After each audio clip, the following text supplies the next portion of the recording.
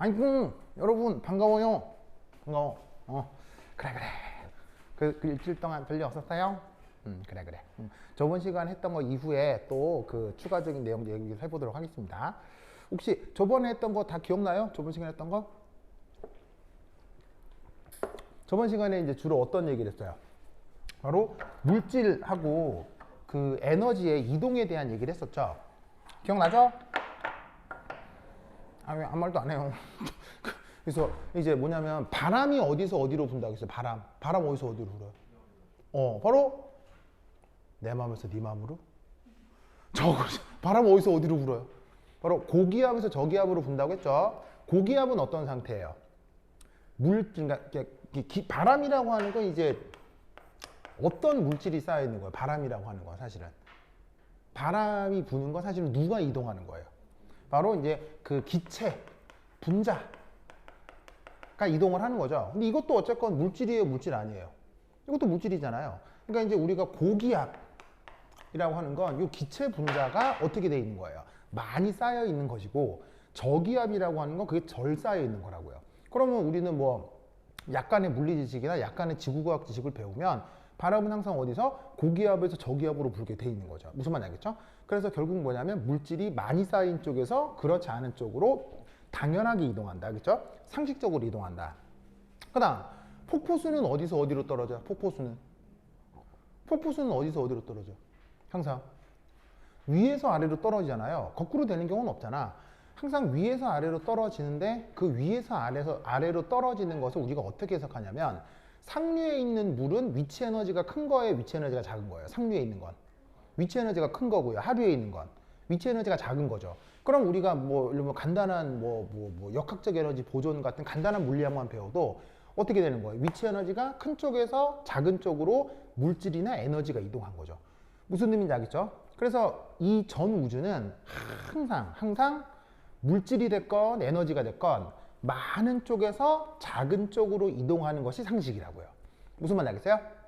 그리고 거꾸로 이동하는 건 뭐라고요? 거꾸로 이동하는 건 불가능하다. 알겠죠? 그게 전 우주의 법칙인데 그 법칙 이름을 뭐라고 했어요? 이런 법칙 이름을 뭐라고 했어요? 바로 연력학 제 몇 법칙? 제2법칙이라고 했었죠. 그러면서 이제 그 연력학 제2법칙을 표현하는 수학적인 수단 중에서 어떤 함수가 하나 있었죠? 이런 연력학 제2법칙을, 그러니까 사실은 이 함수를 완전히 빼고 얘기해도 상관없어요. 방금 얘기했던 것처럼 뭐 가득 차 있는 쪽에서 그렇지 않은 쪽으로 이동한다라고 해도 되는데 그걸 이제 수학적인 함수를 들어 표현하면 표현하기가 좀 편한 거지. 그래서 그때 도입했던 함수가 뭐였어요? 그 저번 시간에서 도입했던 어떤 함수가 있었죠. 엔트로피라는 함수가 있었죠? 기억나시죠? 그러니까 이제 엔트로피라고 하는 것에 대해서 막 수학적으로 적분하고 미분하고 그건 나중에 해보시고 이 엔트로피라고 하는 함수가 연력학 제2법칙을 표현하는 어떤 함수다라는 거 정도만 말씀을 드렸어요. 알겠죠? 그러면서 저번 시간 마지막에 했던 가장 마지막 끄트머리에 무슨 얘기 했었어요? 가장 마지막 끄트머리에 내가 무슨 얘기 했었어요? 뭐? 그렇지. 치아교정 얘기했었죠? 치아교정 또한 뭐라고요? 치아교정 또한 연력학 제2법칙이 원리라고 했었죠. 그러면서 이 압력을 프레셔를 가하면 어떻게 된다고 했어요? 압력을 받은 쪽의 세포가 없어진다고 했죠. 그리고 압력이 약한 쪽의 그 세포들이 체세포 분열을 더 많이 한다고 했죠. 그래서 결과적으로 치아에 힘을 주게 되면 그 주는 방향으로 치아가 밀려 들어가면서 잇몸이 재구성되는 거예요. 무슨 말인지 알겠죠? 이게 연력학 제2법칙 이런 것들은 사실 어떤 시대부터 있었냐면 지금으로부터 100년 전 혹은 엔트로피라고 하는 것도 지금으로부터 100년 전에 이미 물리학적으로 알고 있었던 거거든요. 근데 방금 얘기했던 것처럼 세포에 압력을 주면 세포가 어떻게 된다? 압력을 받으면 가수분해 돼서 없어진다고 했죠. 세포가 없어져요. 그리고 압력이 낮으면 세포가 체세포 분열을 왕성하게 하는 거예요. 이건 몇 년도에 알게 된 건지 아세요? 이건 무려 1980년대에 드디어 알려지게 된 사실이에요. 무슨 말이냐면 여러분 잘 봐요. 예를 들면 아플 때 약 먹으면 낫는다고 하잖아요. 맞죠? 뭐 아플 때 아프니까 약 먹잖아요. 그러면 약 먹어서 우리 몸에서 특별한 화학적인 변화가 일어나고 그 약리적인 작용으로 우리가 치료가 된다라고 믿잖아요. 그런데 아주 놀랍게도 우리 몸은 어떻게 해도 변형이 되냐면 케미컬을 전혀 쓰지 않은 상태에서 물리적인 프레셔만으로도 우리 몸이 바뀐다는 얘기예요. 무슨 말인지 알겠어요? 즉 우리 몸에 지속적으로 프레셔를 계속 가하면 그쪽이 어떻게 된다고요? 그쪽이 가수분해돼서 없어지고요. 반대쪽의 체세포 분열이 망성해지는 거예요. 이런 상상을 못했던 거죠. 언제까지? 1980년대까지. 그래서 1980년대에 드디어 생물학자들이 그때 겨우 발견한 거예요. 그럼 생각해봐요. 이게 100년 전이고 1980년대면 여기서 여기까지 한 100년의 차이가 있죠. 근데 가만히 생각해보면 이거나 이거나 원리가 같은 거라고 볼 수 있어요? 다른 거예요? 이거나 이거나 원리가 같은 거란 말이에요. 그러니까 사실은 생물학자들이 물리학에 조금 더 조예가 있었으면 이 현상을 훨씬 더 예전에 발견했을 거라 이런 말이죠. 무슨 말인지 알겠어요? 그러면 이게 어디서도 나타나냐면요. 여러분 속옷 다 입었죠? 뭐 혹시 노팬티? 혹시 노팬티? 자, 속옷 다 입죠? 이 얘기를 왜 하냐면 요즘은 그 속옷 아닌 사람 다 입죠? 있는데 놀랍게도 중세시대, 지금으로부터 400년, 500년 전에는 속옷을 어떤 사람만 입을 수 있는지 아세요? 속옷을 어떤 사람만 입을 수 있냐면 바로 무지막지한 권력자나 재벌들만 속옷을 입을 수 있었어요. 신기하죠? 왠지 아세요? 왠지 아냐면 잘 봐. 속옷은 뭐가 됐건 그 느낌이 거칠거칠해야 돼요? 부드러워야 돼요? 부드러워야 되죠. 그러면 왜냐면 살에 가장 직접 닿으니까. 그러면 그 속옷을 짤 때 그 실이 굵게 짜야 되겠어요? 가늘게 짜야 되겠어요? 가늘게 짜야 되겠죠? 그럼 가늘게 실을 짜는 거를 누가 해줘요, 요즘은? 실을 가늘게 짜는 걸 누가 해줘요? 기계가 해주죠. 바로 그 증기기관이 증기기관이라는 말을 배웠죠. 증기기관 같은 경우는 여러분 입시에 많이 나오니까. 그 증기기관이 개발이 되면서 산업혁명 시기에 산업혁명이니까 지금으로부터 한 150년, 140년 뭐 전인 거죠. 알겠죠? 그때 제임스 와트에 의한 증기기관이 발명이 되면서 증기기관에 연결된 혹시 이런 말 들어본 적 있어요? 방직기 이런 말 들어본 적 있어요?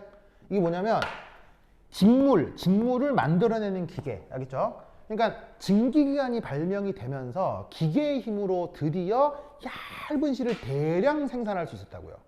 그러니까 대량 생산하니까 단가가 올라가요, 떨어져요? 떨어지니까 지금은 사실 뭐 잘 사는 사람, 못 사는 사람 있어도 아무리 못 살아도 뭐 팬티가 없다 이건 이상하잖아요. 근데 무슨 말 알겠어요? 그러니까 지금은 모두 다 속옷을 입지만 중세시대 때는 어떤 사람들이 엄청난 부자나 권력자들만 속옷을 입을 수가 있었어요. 왜? 그때 만약 속옷이다. 그럼 그 얇은 실을 어떻게 만들었다는 얘기예요? 그 400년 전에 어떻게 만들었다는 얘기예요? 사람이 손으로 짰다는 얘기예요. 이렇게. 여러분 이따 집에 가서 팬티를 꺼내서 봐봐. 이렇게 보면은 어머 이거 되게 가네. 이걸 손으로 짜. 이게 쉽겠어요? 어렵겠어요? 엄청 노가다인 거예요. 그래서 이 중세시대 때는 속옷이 웬만한 겉옷보다 훨씬 비쌌어요. 그래서 엄청나게 부자들만 속옷을 입을 수 있었습니다. 알겠죠? 알겠죠? 그래서 이제 지금 여러분들은 속옷 입었냐고 물어본 거예요. 알겠죠? 네. 어쨌건. 근데 속옷 얘기가 연력학 제2법칙하고 무슨 관계냐?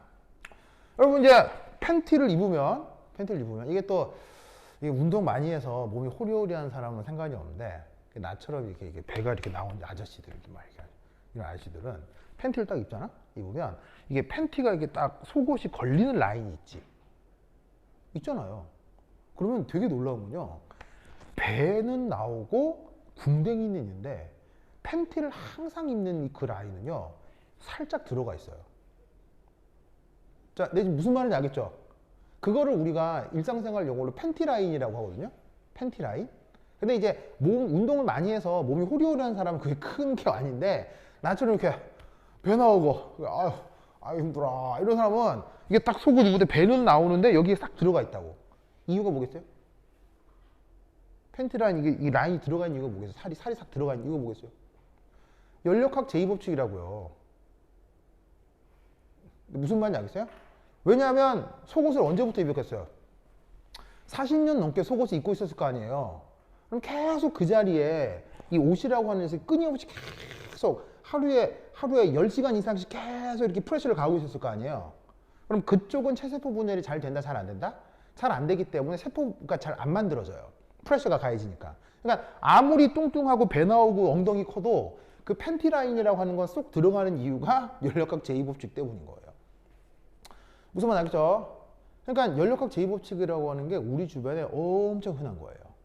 그래서 이제 예를 하나 더 들 게 있는데 이게 있습니다. 아이고.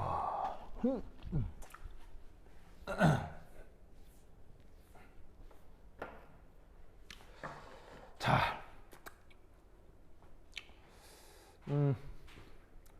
자, 혹시 저번 시간에 필기했어요? 필기한 거 있어요? 혹시? 안 가져왔어요? 혹시 필기한 거 있어요? 그래, 그렇지. 내가 번호를 어떻게 메꿨나 잠깐 봅시다. 오, 고마워. 오, 혹시 필기다. 고마워. 그러니까 챕터 12.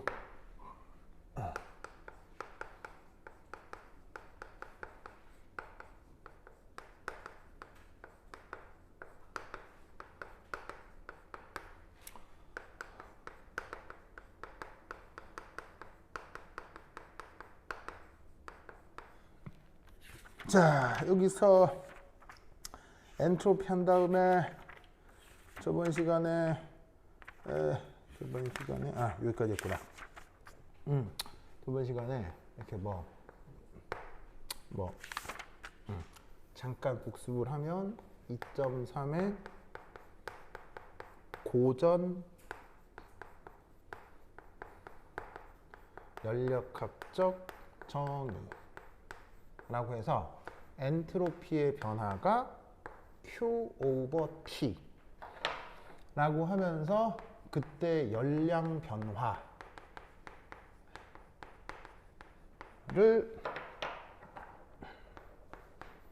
온도로 나누어 엔트로피 변화를 정의한다 라고 했었죠. 요 수식도 저번 시간에 얘기했죠. 근데 이 수식을 가지고 계산하고 하는 건 전혀 없고요. 그냥 요 수식의 그냥 정성적인 의미만 알아둬라. 자, 그러면서 3챕터에서는 뭘 했었냐면 여기서는 특정 과정들에서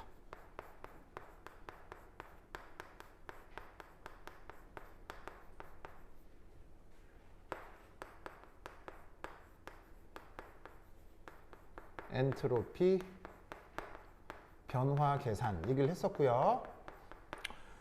그때 3.3의 온도가 변할 때 이 얘기를 했었습니다. 그러면서 이게 이제 뭐랑 연결이 되었었냐면 바로 3.4 생명 현상과 엔트로피 요 얘기 고마워요. 하면서 내가 어떤 예를 들었었냐면 첫 번째 일 치아 교정 얘기를 했었죠. 그래서 오늘 요 이후에 얘기를 조금 더 해보도록 하겠습니다. 여러분, 법칙이라고 하는 건 전 우주에서 언제나 만족돼야 되는 거죠. 맞아요? 그렇다라고 하면 그 법칙이 내 몸에도 당연히 영향을 주겠어요, 안 주겠어요? 자, 당연히 내 몸에도 영향을 주겠죠. 그러니까 뭐냐면 법칙인 거지. 왜냐면 내 몸 자체도 자연이니까요. 무슨 말인지 알겠죠? 그래서 어떻게 되냐면 이 생명현상에도 엔트로피나 혹은 연력학 제2법칙이 아주 크게 작용하는데 그 중에 예 하나를 저번 시간에 치아 교정으로 예를 하나 들었다고요. 알겠죠? 두 번째는 이게 있을 수 있습니다. 두 번째는 자, 저 치아 교정이랑 되게 비슷한 건데 바로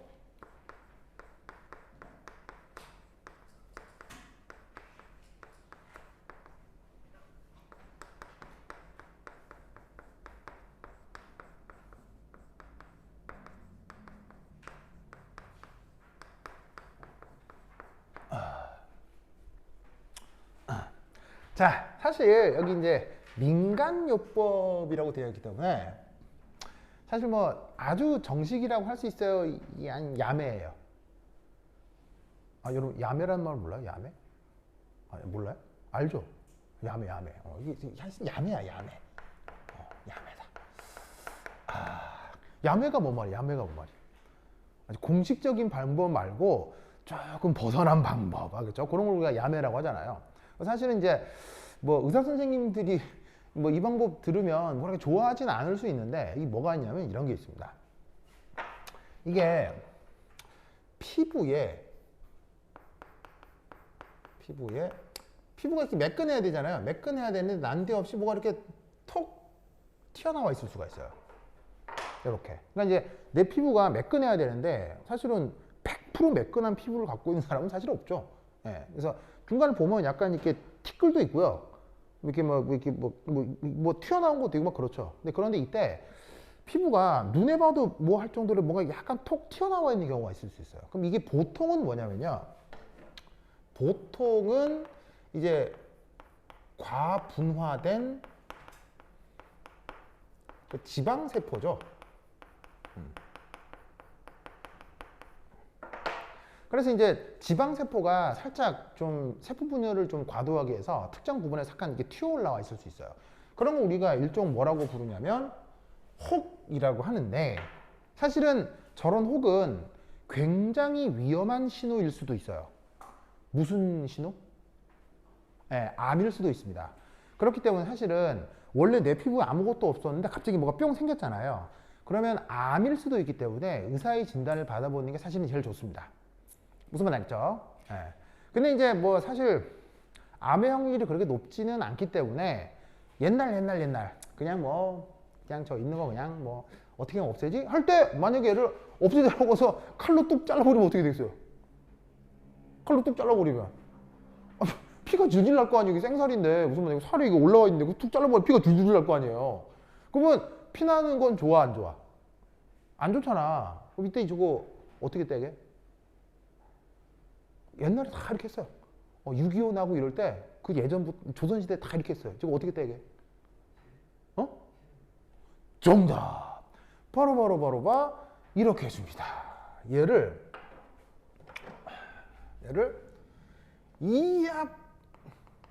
이압 내 머리카락으로 묶어둡니다.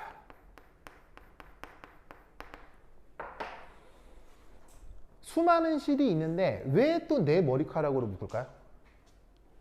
내 머리카락으로 묶는 이유는? 바로 내 살과 내 머리카락은 단백질 구조가 동일하겠죠. 그러니까 어떻게 했냐면 단백질 이상 반응 같은 것들이 나타나지 않는다고요. 단백질 알러지 반응이 나타나지 않는다고요. 무슨 말 알겠어요? 단백질 알러지 반응이라는 게 뭐냐면 어떤 특정 고기를 먹었을 때 알러지 반응이 나타날 수 있거든요. 내 몸에 있는 단백질하고 외부에서 들어온 단백질이 다르기 때문에 일어날 수 있는 현상이에요. 흔치는 않은데 있을 수 있다고요. 그래서 왜 그런 사람 있잖아요. 그러니까 계란 알러지 있는 사람 있죠.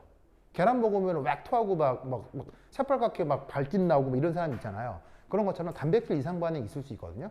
그런데 어차피 내 몸에 있는 살이고 내 몸에 있는 머리카락이니까 단백질 이상 반응이 나타나지 않는다고요. 그래서 얘로 묶고 그다음 어떤 일이 벌어지냐? 이걸 이제 딱 매듭을 져가지고 어느 정도 아프지 않을 정도로 압력을 딱 프레셔를 딱 주는 거예요. 그러면 놀랍게도 어떻게 되나? 놀랍게도 어떻게 될까요? 어떻게? 바로 요 매듭을 위주로 얘가 이렇게 딱 줄어들어 버려요. 그래서 어떻게 되냐면 이런 식으로 매듭 주위 체세포의 괴사가 진행됩니다.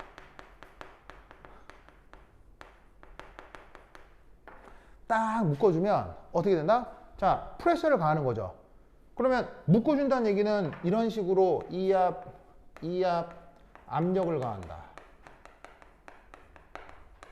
그러면 그 압력을 가하니 이 주변의 체세포 양이 많아지겠어요? 적어지겠어요? 체세포 양이 줄어들겠죠? 체세포 양이 줄어드니까 올마 붙어서 완전히 원래 살처럼 딱 녹아 붙어 버리는 거예요. 그리고 나면 이 내 몸속에서 이쪽으로 영양분 공급이 안 되겠죠. 그럼 얘가 어떻게 되겠어요? 시들시들 말라버리는 거예요. 그러면 더 오랜 시간이 지나면 어떻게 된다? 이런 식으로 뚝 떨어집니다. 그리고 여기는 말끔하죠. 무슨 말 알겠죠? 알겠죠? 이런 방법 없습니다. 그러면 사실 이건 야매라고 했지만 이 야매의 원리와 치아 교정의 원리가 같다는 얘기예요, 다르다는 얘기예요? 똑같다는 얘기예요. 무슨 말씀 아시겠죠? 그렇죠? 그래서 이런 방법 등이 우리가 연력학 제2법칙 혹은 변화의 자발성을 이용해서 우리 몸에서 일어나는 일들 중에 하나다라는 거죠. 한번 되겠죠? 그렇죠? 이 생각을 그거 기억해 두시기 바랍니다. 오케이, 됐다. 자, 그 다음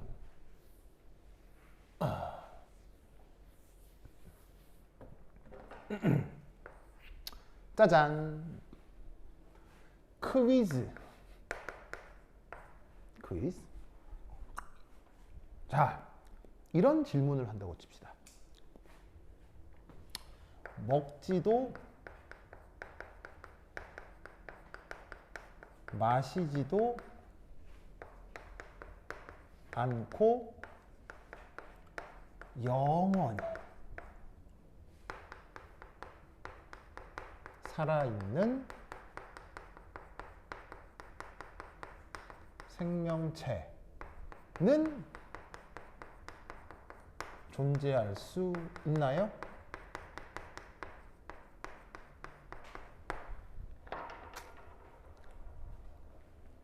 자, 저거에 대해서 논술해 보세요. 하라고 하면 뭐라고 얘기할 거예요? 즉, 영생할 수 있느냐, 여기서 영생할 수 있느냐. 영생이란 말은 알아요? 영생이란 말 알죠? 영원히 사는 거. 예를 들면 왜 TV 드라마 도깨비 나오는 그런 캐릭터도 있잖아. 도깨비하고 저승사자 이런 애들. 수천 년 윤회를 해가지고 막 수천 년 살아있고 막 그런 거. 그걸 가능하겠냐고요? 가능하겠어요? 안 되겠어요? 뭐 예를 들면 이럴 수 있지 뭐. 하나님을 믿으면 됩니다. 뭐 이럴 수도 있는데 당연히 지금은 하나님에 대한 얘기를 해야 되겠어요? 연력학 제2법칙에 대한 얘기를 해야 되겠어요? 연력학 제2법칙으로 쟤를 어떻게 논술을 하겠냐는 거예요. 무슨 말 알겠어요? 그리고 연력학 제2법칙이 아니더라도 우리가 알고 있는 우리 자연적 변화의 상식으로 쟤를 어떻게 논술하면 되겠냐고요. 어떻게 하면 될까요?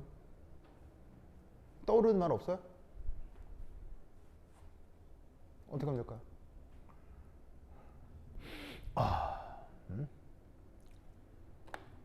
아이고. 어떻게 하면 되겠습니까?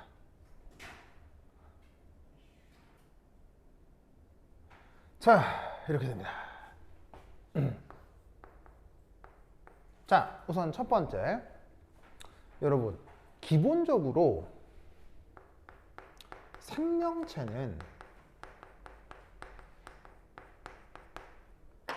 보세요.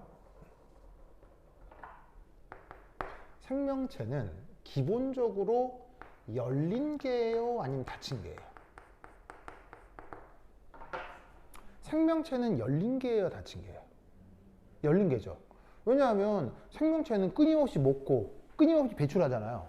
계속 먹고 배출하기 때문에 생명체는 무조건 열린 개예요. 알겠죠? 그런데 봅시다. 지금의 생명체는, 자, 잘 봐요. 먹지도 마시지도 않는다며. 안 먹는다며. 그럼 이건 열린 개예요? 아니면 무슨 개예요? 열린 게 무슨 개예요? 고립계라는 얘기죠.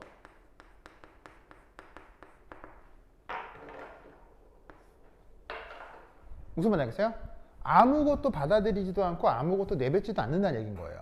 먹지도 않으니 내뱉지도 않겠죠. 무슨 말 알겠어요? 그럼 이것부터가 좀 말이 안 되는 거, 이것부터 이상한 거예요. 이것부터 이상한 거야. 무슨 말 알겠어요? 먹지도 마시지도 않는다라는 것 자체가 이게 우리의 상식 혹은 자연과학적인 원리하고 말이 안 맞는다 이런 얘기지. 무슨 말 알겠죠?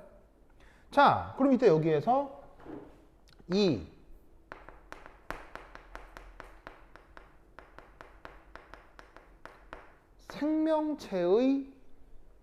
생명체가 가질 수 있는 무질서도가 가장 커진 상태는 바로 뭐예요? 생명체 입장에서 무질서도가 가장 증가한 상태가 뭐예요?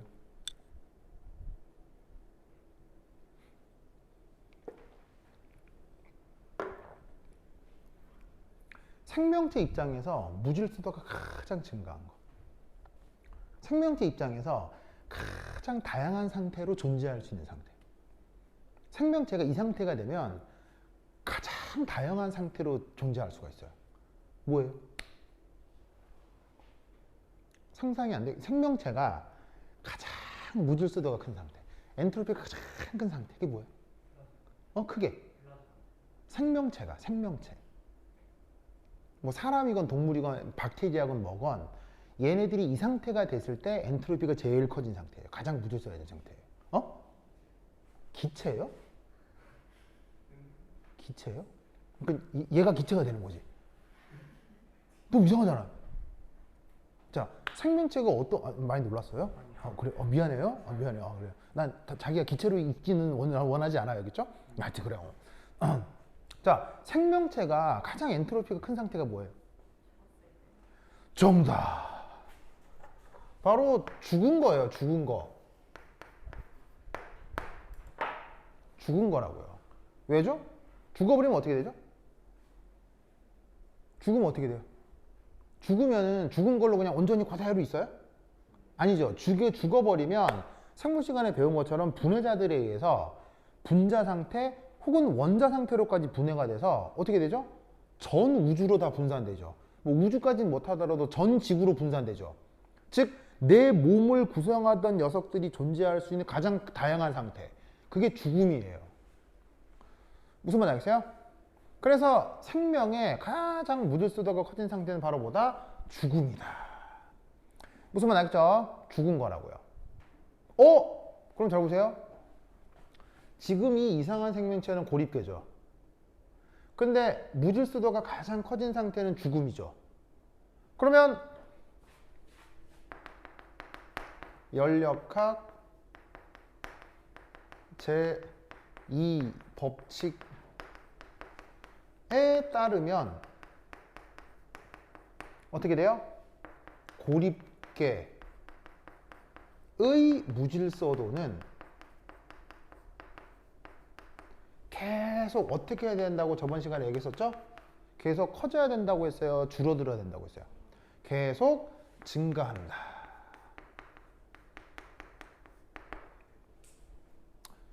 따라서 위생명체는 어떻게 된다? 죽는다예요. 생명체면 어떻게 된다? 먹지도 마시지도 않으면 어떻게 된다? 죽는다. 즉 예를 들어서 여러분들한테 물도 음식도 안 주고 방치하면 여러분 어떻게 된다? 죽는다. 그 원리가 뭐다? 연력학 제2법칙. 무슨 말 알겠어요? 즉 물도 안 먹고 물도 안 먹고 뭐도 안 먹고 아무것도 안 먹고 가만히 있으면 죽잖아요. 그 원리가 연력학 제2법칙이라는 거예요. 무슨 말 알겠죠? 그래서 연력학 제2법칙은 우리 주변에 정말 광범위하게 많아요. 그래서 이런 것들에 대해서 실제로 막 계산을 하고 뭐 이럴 수 있는데 그거를 뭐 수식이나 계산을 들지 않고 이런 어떤 그 정성적인 것들로 저렇게 표현을 해볼 수가 있다는 거예요. 아시겠죠? 알겠죠? 논리를 그거 기억해 주시기 바랍니다. 오케이, 됐다. 좋아. 좋아. 좋아. 좋았어. 잘 지키고 있지.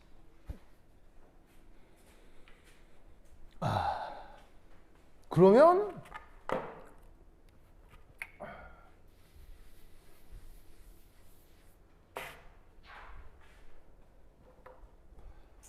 세 번째 1, 2, 1, 2, 3, 3.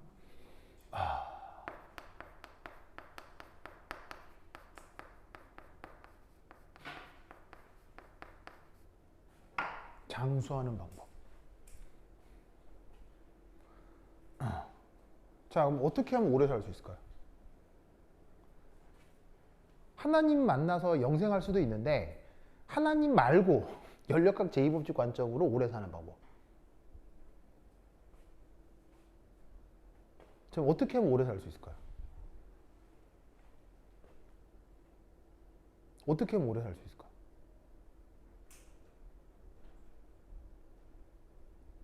자, 그럼 원리적으로 봅시다. 오래 산다는 건 죽음에 이르지 않는다는 거죠. 그러면 죽음에 이르지 않는다는 얘기는, 오래 산다는 얘기는 엔트로피가 심하게 커진 상태가 됐다는 얘기예요? 엔트로피가 심하게 커지지 않았다는 걸 얘기하는 거예요? 엔트로피가 심하게 커지지 않게 내 몸을 만든다는 얘기죠. 그럼 어떤 방법을 쓰냐고요? 오래 살려면. 어떻게 하면 내 몸, 나를 오래 잘 살게 할 수 있겠어요? 자, 첫 번째, 1. 내 몸의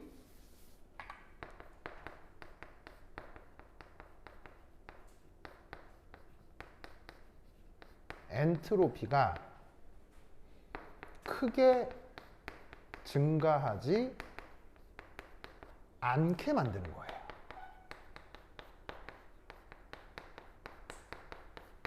자, 여기까지 이해했어요? 생명체가 죽은 건 어떤 상태라고요? 무질서도가 아주 커진 상태라고 했었죠. 그러면 오래 살려면 어떻게 하면 되겠어요? 그 무질서도를 되도록이면 줄이지 않게 하면 되는 거죠. 그럼 어떤 방법이 있겠어요? 아니, 되도록이면 내 몸에 무질서도가 증가하지 않게 만들면 되는 거죠. 그럼 어떤 방법을 쓰면 되겠어요? 어떤 방법을 쓰면 되겠어요?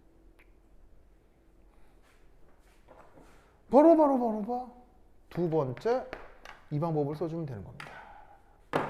바로 똥을 잘 싸는 겁니다.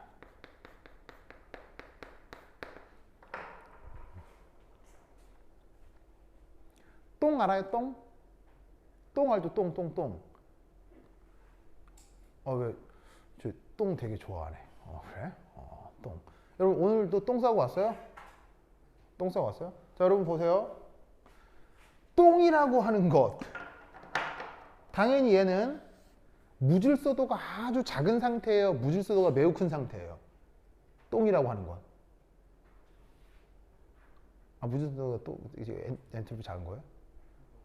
똥 싸서 나중에 어떻게 돼요? 똥 싼 다음에 그 싼 똥이 어떻게 되겠어요? 똥이 나를 싸다니 너의 엔트로피를 늘려주겠어 하면서 똥이 탁 모여있어요. 계속 이렇게. 똥 나중에 어떻게 돼요? 똥 나중에 푹 터질 거 아니에요? 전 우주로, 전 지구로. 무슨 말인지 알겠습니까? 똥이라고 하는 것이야말로 무질서도가 가장 큰 상태인 거예요.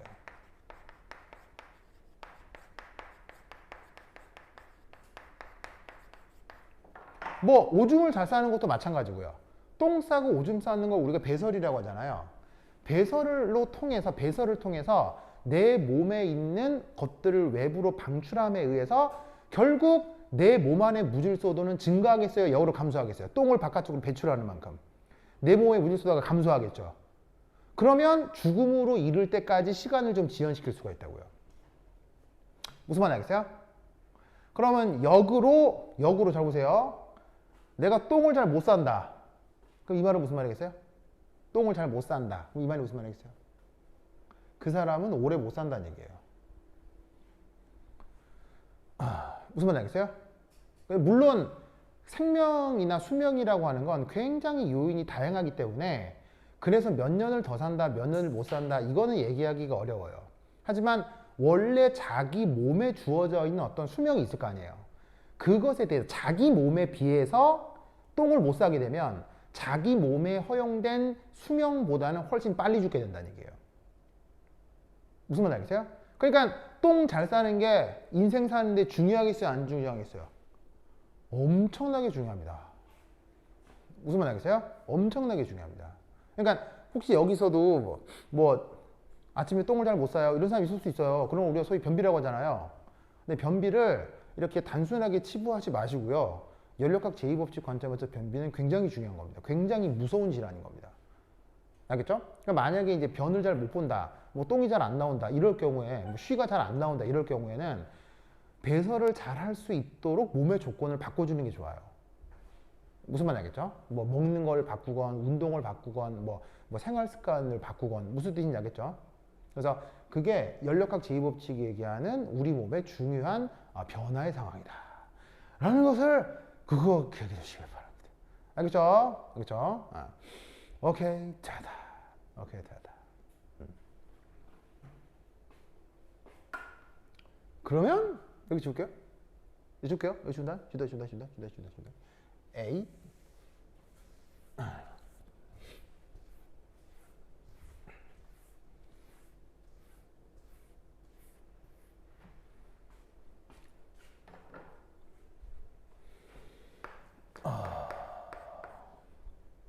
네 번째.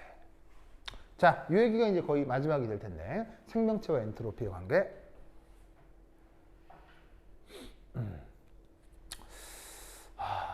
이런 말이 있어요.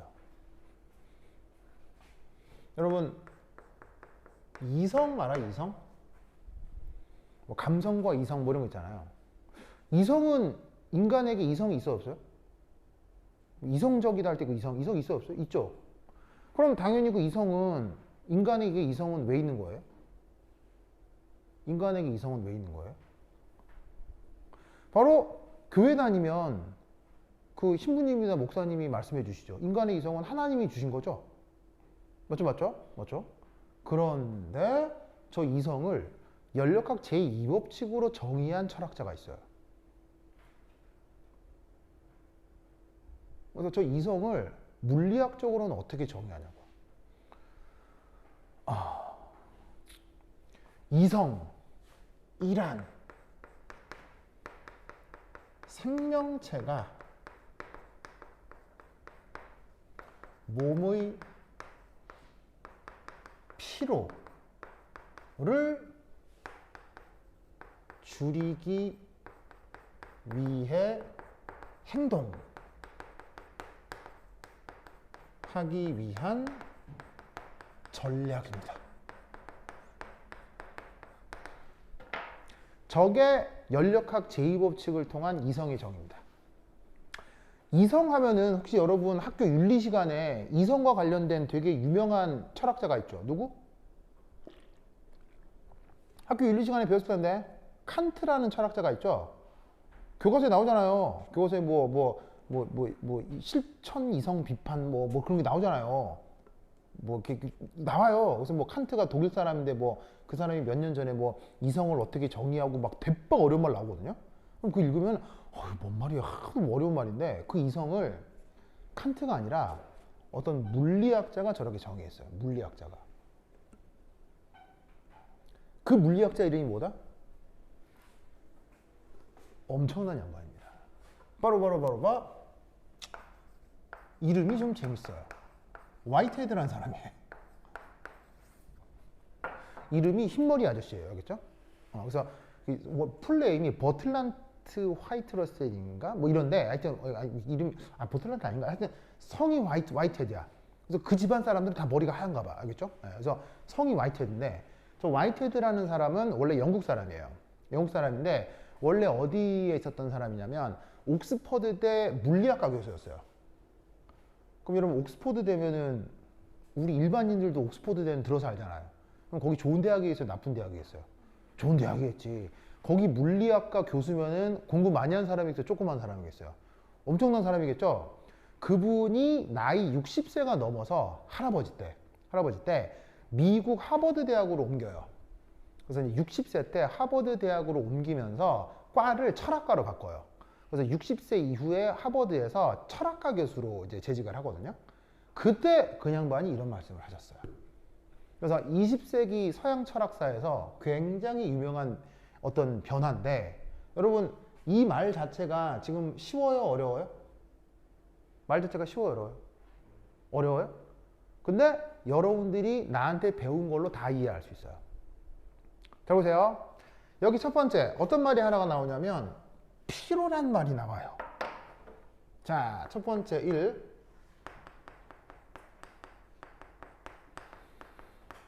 생명체의 피로가 계속 쌓이면 결국 어떻게 되지? 생명체가 극도로 피곤해요. 알겠어요? 그럼 피곤해지려면 어떤 방법이죠? 피곤해지려면 어떤 방법이 있어요? 첫 번째, 피곤하려면. 첫 번째, 잘 먹었을 때 피곤해요? 못 먹었을 때 피곤해요?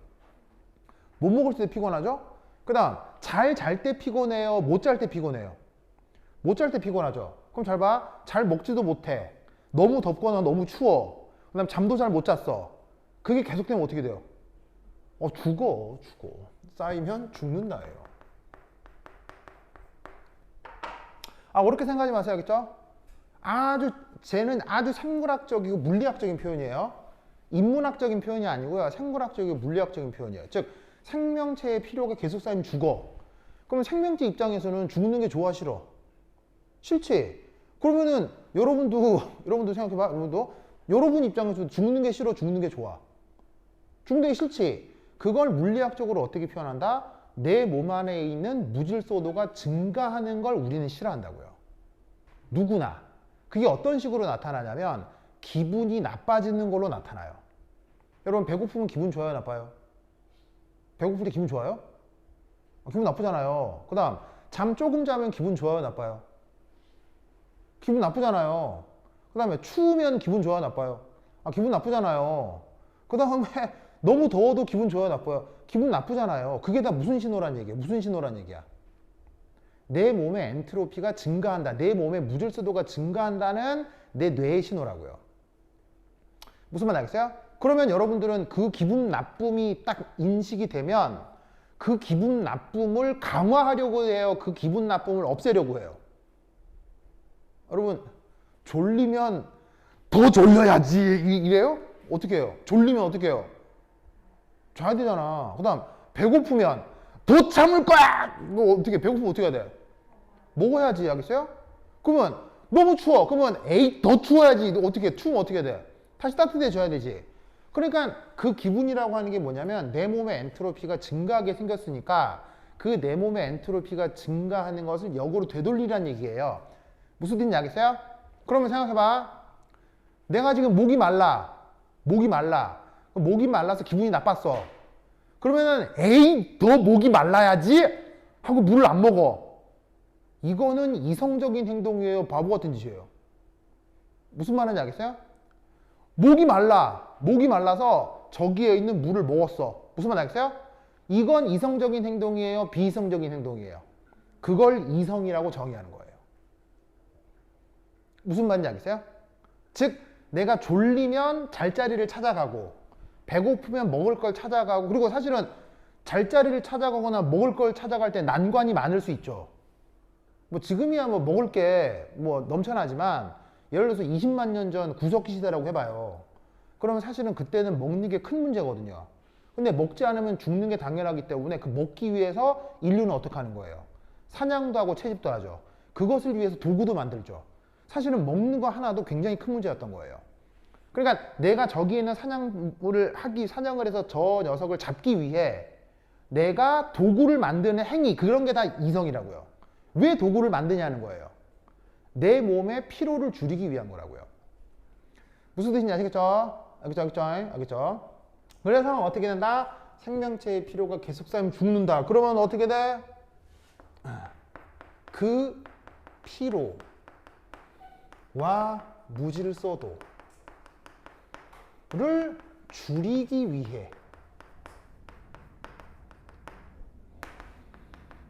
행동하는 것이 이성이라는 거죠.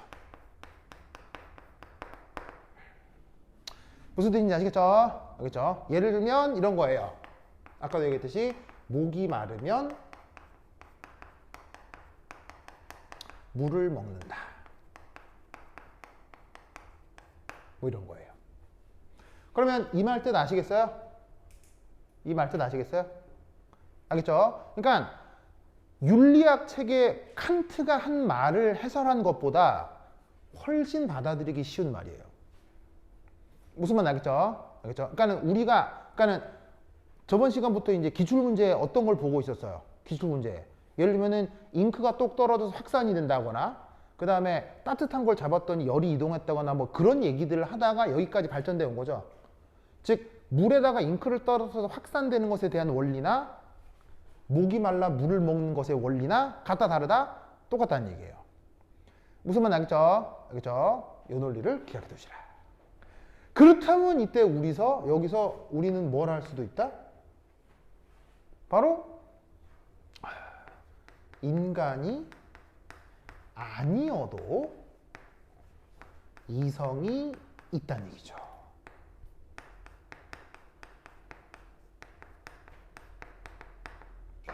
이게 기독교적 세계관으로 보면 완전 신성모독이거든요. 왜냐하면 기독교적 세계관으로 이성은 오직 누구만 가질 수 있어요? 사람만 가질 수 있어요. 왜냐하면 하나님이 사람에게만 준 게 이성이에요. 그런데 이 화이트헤드의 얘기에 의하면 잘 보세요. 목이 말라 물을 먹는 건 사람만 그래요? 다른 생명체도 다 그래요? 다른 생명체도 다 그렇죠.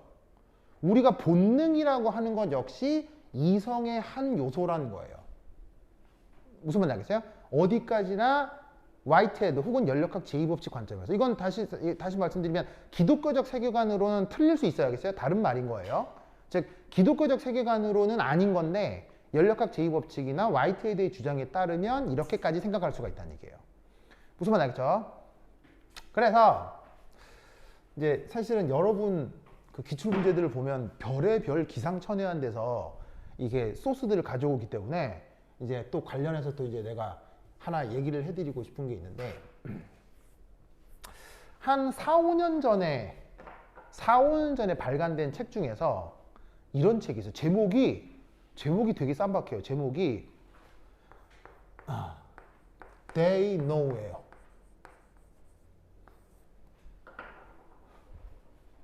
They Know 라는 제목의 책이 있어요.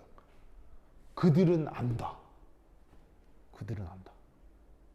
그들은 안다. 이게 제목이 뭘까요? 그들은 안다. 라고 해서 어떤 생태생물학자가 지은 책이에요. 생태생물학자가 지은 책. 그러니까 생태생물학자가 지은 책이니까 여러분들이 받아볼 만한 면접 문제에 충분히 나올 수 있는 소스예요. 무슨 말인지 알겠죠? 저 They Know라는 책인데 당연히 이제 영어 제목으로 돼 있는 건데 당연히 이제 번역책도 있어요. 한 4, 5년 전에 나온 책인데 나도 다 읽어보진 못했는데 어디서 소개글에서 읽은 다음에 되게 재밌어가지고 말씀을 드려요. 뭐가 있냐면 They Knows가 여기서 They는 누구냐면요. They는 바로 Animals. 애니멀 알죠? 애니멀. 동물들이요, 동물들. 그러면 know는 know인데 뭐를 안다는 말이냐? 사람이 어떠한지를. 동물도 안다는 얘기예요. 자, 무슨 말이냐면 여러분 잘 보세요. 사실 지구에서 이제 인간 개체는 많아졌어요, 적어졌어요?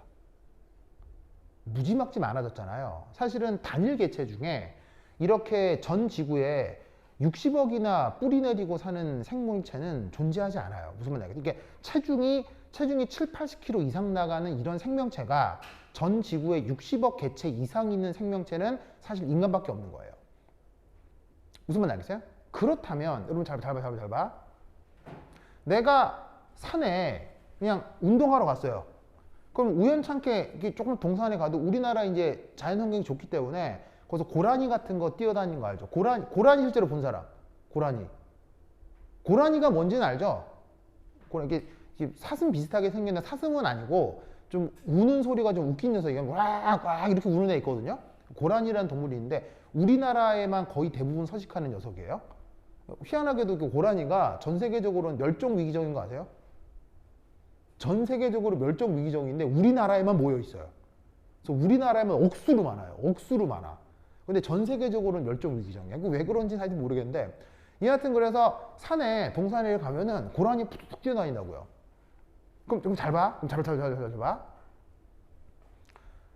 사람이 고라니를 관찰할 확률과 고라니가 사람을 관찰할 확률 어디가 높을까요? 당연한 거 아니에요? 적어도 요즘은? 무슨 말인지 알겠어요? 그러면 우리는 고라니의 생태를 알아요, 몰라요? 알죠. 찾으면 다 나오지. 동물학자들이, 동물 생태학자들 다 조사했을 거 아니에요. 우리가 직접 보지 않아도 뭐 네이버나 구글 이렇게 찾으면 고라니 딱 치면 쫙 뜰 거예요. 무슨 말 알겠어요? 그래서 우리는 고라니 생태에 대해 잘 알아요. 그럼 역으로 고라니는 사람을 알까요, 모를까요? 그리고 고라니는 사람이 어떤지를 알만한 지성이 있을까요, 없을까요? 라는 질문에 대해 그 생태 생물학자는 안다고 얘기를 하는 거예요. 무슨 말 알겠어요? 안다고 얘기를 하는 거예요. 그러면서 몇 가지 사례를 얘기를 드는데 쇼킹한 얘기들이 많아요. 쇼킹한 얘기들. 어떤 쇼킹한 얘기가 있었냐면요. 첫 번째, fox in the Siberia. 아니, 더 빼나? in Siberia.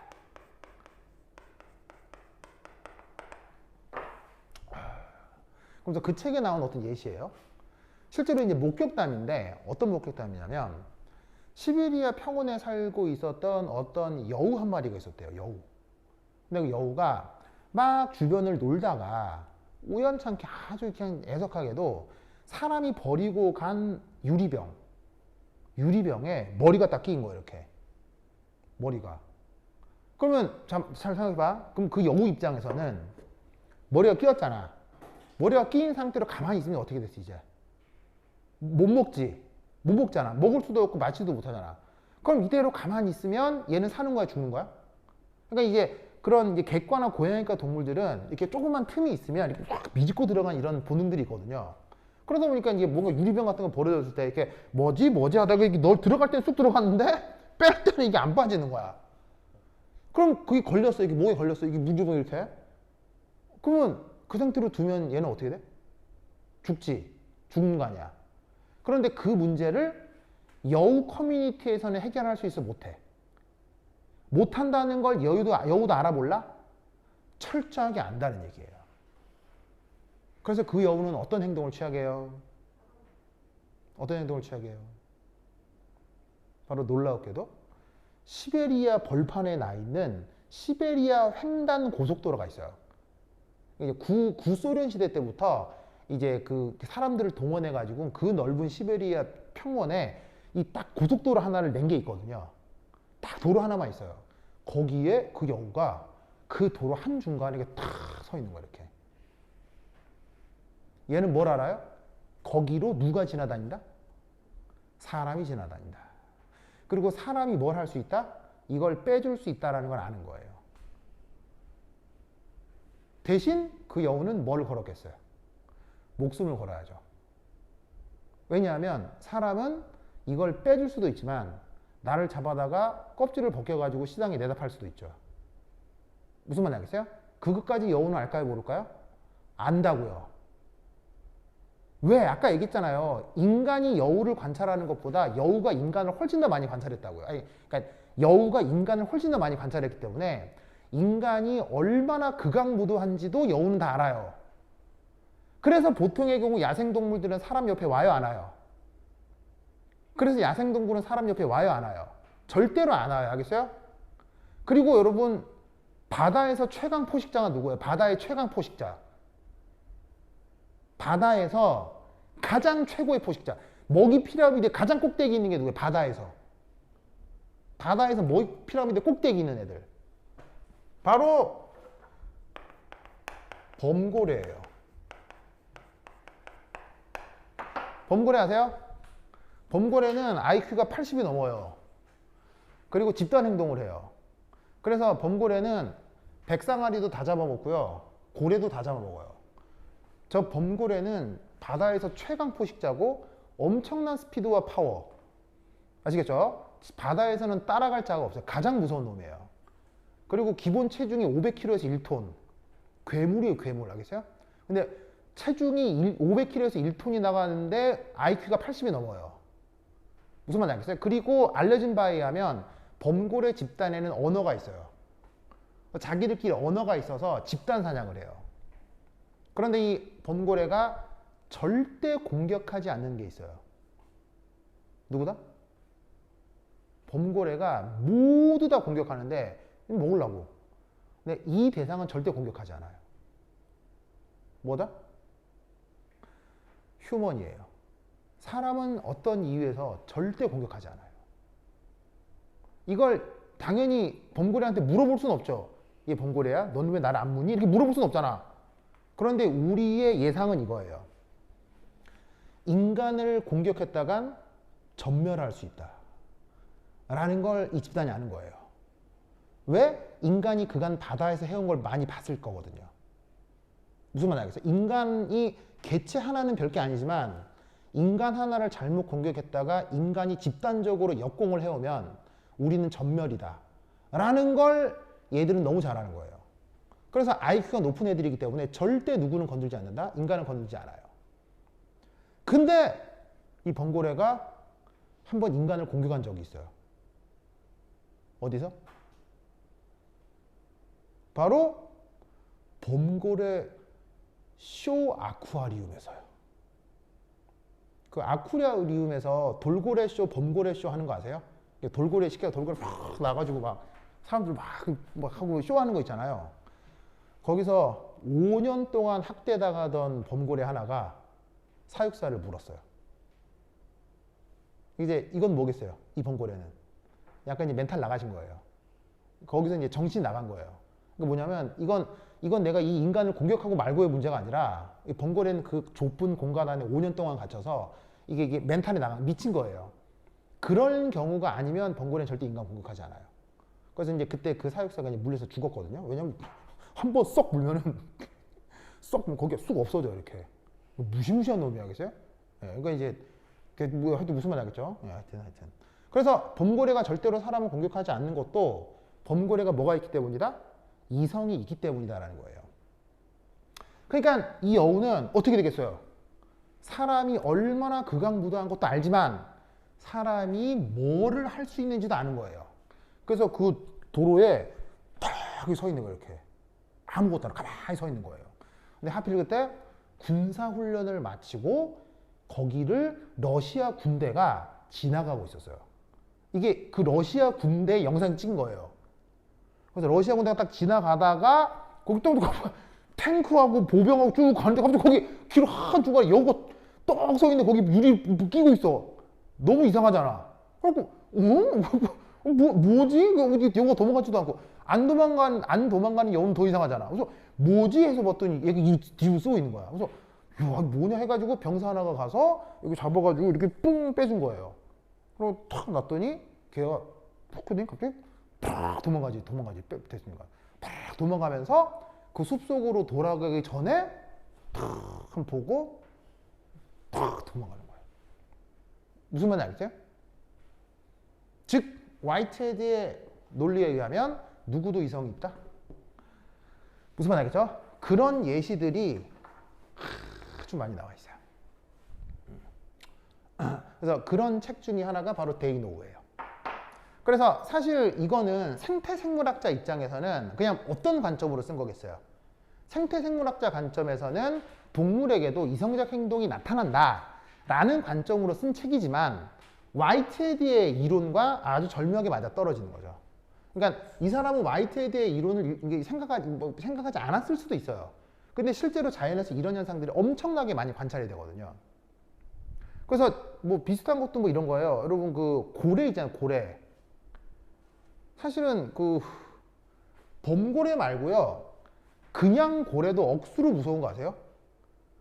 왜냐하면 얘네들은 몸이 너무 크기 때문에 한번 꼬리를 싹 휘둘잖아요? 그럼 거기에 휩쓸리면요. 어떻게 되는 줄 아세요?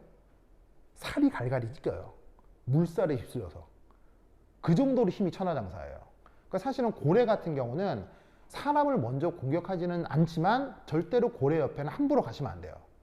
왜냐면 걔가 무심코 흔들 하는데 휩쓸리면 죽어요, 그냥. 엄청 무서운 애예요. 엄청 무서운 애예요. 알겠어요? 그래서 이 책에 나오는 또 다른 에피소드 중에 하나가 큰 크루즈 선박이죠. 크루즈 선박. 이게 크루즈가 뭐야? 큰 호화 유람선인데 그게 이제 쭉 운행을 하다가 이 유람선 코스 중에 하나가 바다 한가운데 정박한 다음에 거기서 승객들이 내려서 그 안전한 지역에서 그 해양 레포트를 즐기는 그런 시간이 있거든요. 그래서 거기서 내려가지고 신청 받아가지고 뭐 이렇게 누구는 스킨스쿠버 하고 누구는 수상스키 타고 누구는 워터제트 타고 그렇게 노는 거예요. 크루즈가 비싸니까 그런 서비스 다 하는 거지. 근데 하필 그때 그 옆에 그물에 어떤 고래가 걸려 있었던 거예요. 그럼 생각해봐. 아무리 고래라도 그물에 걸려버리면 어떻게 돼? 죽는 거지 뭐. 그 상태로 가만히 있으면 숨도 못 쉬고 죽는 거지. 그럼 그대로 두면 얘는 죽는 거지.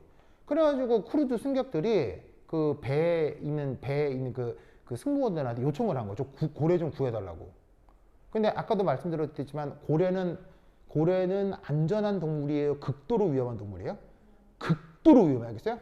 개들이 사람을 공격해서 문제가 아니라 개는 등치가 너무 커서 슬쩍만 움직여도 주변의 개들이 다 죽어요. 그래서 고래 옆에 접근하는 건 정말 위험한 행동인데 승객들이 요청을 너무 심하게 해가지고 그 고래가 그 있는 걸 보고 어쩔 수 없이 그 승객들의 이제 그 승무원들이 스킨스쿠버를 하고 그 고래한테 접근하는 거예요. 근데 놀랍게도 그 그물을 제거하는 그 모든 시간 동안 고래는 꼼짝도 안 해요. 가만히 있어요. 무슨 말 알겠어요? 그리고 그 고래가 이렇게 탁 해가지고 뜯어가지고 그물 다 제거했잖아요. 탁 하자마자 고래가 천천히 이동하기 시작하는 거예요.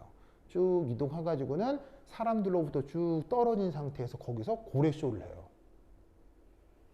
고래쇼 할 때 물 푹 하고 뭐 고래 푹 이렇게 붕 이거 있잖아요. 그걸 하는 거예요. 이 무슨 말인지 알겠어요? 그러니까 동물들도 안다. 무슨 말 알겠죠? 동물들도 뭐가 있다? 이성이 있다. 이성이란 뭐다? 몸의 엔트로피를 줄이는 행위다. 아시겠죠? 그래서 이 엔트로피 하나로 굉장히 응용 가능한 얘기들이 아주 많습니다. 알겠죠? 그러니까 이제 이렇게 면접 문제가 생물, 뭐 물리, 지구과학, 화학이 막 융합돼서 나오는 경우가 많기 때문에 이런 얘기들을 좀 폭넓게 좀 알아두시기 바랍니다. 그렇죠? 굉장히 많은 얘기를 하나의 주제로 싹 다 연결할 수가 있어요. 아시겠죠? 그렇죠? 논리를 기억해 두시기 바랍니다. 오케이, 됐다.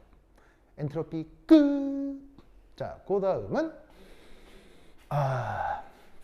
뭐 이렇게 문제를 새로 다시 드릴게요. 저번 시간에 드린 게 있는데 그거 말고 내가 조금 더 정리를 해서 화학 문제만 뽑아놨거든요. 그래서 요거 드릴게요. 받으세요. 앞으로는 요것만 가져주시면 되겠죠. 요거만 가시면 돼요. 네. 자, 받으시고 하나, 둘, 셋, 넷, 다섯. 하나, 둘, 셋, 넷, 다섯. 여기. 그다음에 저기.